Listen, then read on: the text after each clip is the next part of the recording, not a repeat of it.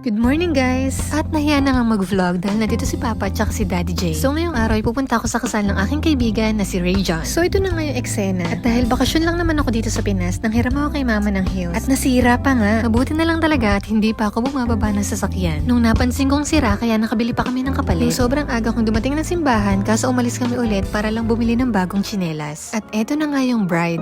Iilan pa lang yung kasal ng kaibigan na napupuntahan ko pero every time na umaattend ako ng kasal, sobrang natutuwa ako kapag pumapasok yung bride. Pangarap ko rin kasing ikasal sa simbahan. Lord, baka naman.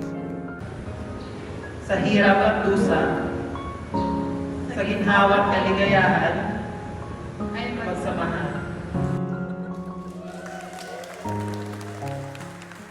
At eto na nga pinakahihintay ng lahat. Kainan na!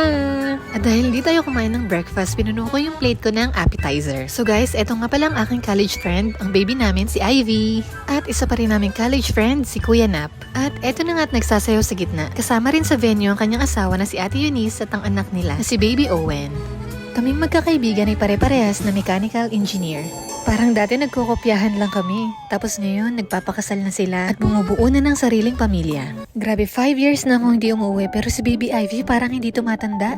Guys, eto nga pala si Ate Eunice. At nakalain mo nga namang dito ko pa makikita yung kaibigan kong si Rochelle. At syempre hindi mawawala ang picture with the newlywed. Yun lang guys, bye-bye!